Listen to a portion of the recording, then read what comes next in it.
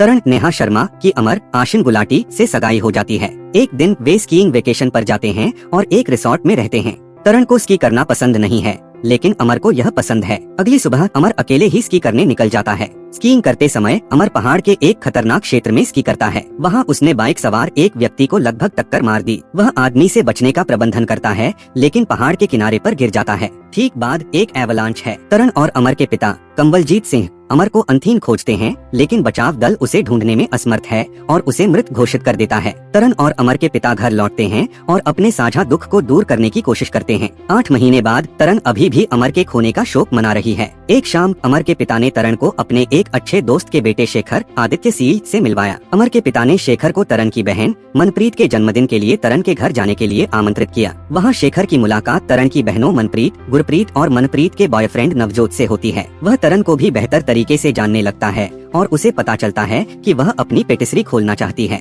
उसे यह भी पता चलता है कि तरण उदास है क्योंकि वह अभी भी अमर की मौत से उबर नहीं पाई है। जब वह उससे पूछता है कि वह अमर से प्यार क्यों करती है, तो वह उससे कहती है कि उसके पास कोई कारण नहीं है, क्योंकि प्यार को वाजिब होने की जरूरत नहीं है, यह सिर्फ महसूस किया जाता है। शेखर, जिसने हाल ही में अपनी कंपनी को 30 मिलियन पाउंड में बेचा है, ने तरण को अपनी पेटिसरी शुरू करने में मदद करने का फैसला किया। वह तरण को उसके अवसाद से बाहर निकालने और उसके जीवन में फिर से खुशियों की खोज करने में भी मदद करता है। इस दौरान उसकी तरण की दोनों बहनों से दोस्ती भी हो जाती है। शेखर को अंततः तरण से प्यार हो जाता है और थोड़ी देर बाद उसे पता चलता है कि उसके लिए भी उसकी भावनाएं हैं। हालांकि कुछ ही देर बाद पता चला कि अमर पिछले 8 महीने से कोमा में था। डॉक्टर उसकी पहचान नहीं कर पा रहे थे, इसलिए वे पहले अमर के परिवार से संपर्क नहीं कर पाए। जागने के बाद अमर अपने परिवार के पास घर लौट आता है। शेखर ने खुद को परिवार और तरण से दूर करने का फैसला किया। आखिरकार तरण को पता चलता है कि उसके मन में अभी भी शेखर के लिए भावनाएं हैं और उसे अमर को सच बताना होगा कि जब वह कोमा में था तब क्या हुआ था। वह अमर के साथ संबंध तोड़ लेती है।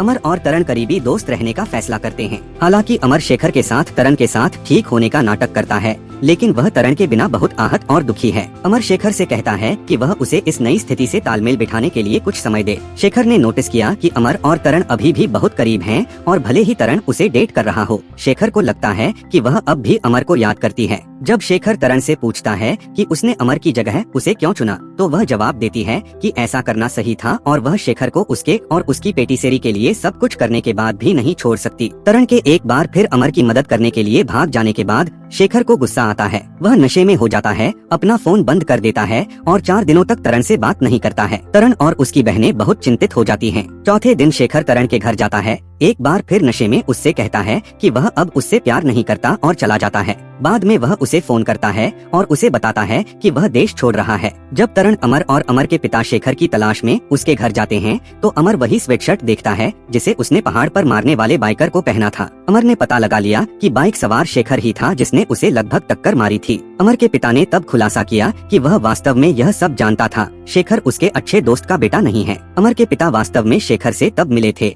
जब वह 8 महीने पहले अमर के लापता होने के कुछ समय बाद अपने घर आया था। शेखर ने उसे घटना के बारे में सब कुछ बताया और बताया कि वह इसके लिए कैसे दोषी महसूस करता है। अमर के पिता ने उसे माफ कर दिया और शेखर नियमित रूप से अमर के पिता के पास जाने लगा। अमर के पिता शेखर को अपने बेटे के रूप में देखने लगे, इसलिए उन्होंने शेखर को अपने परिवार और तरण से मिलवाया।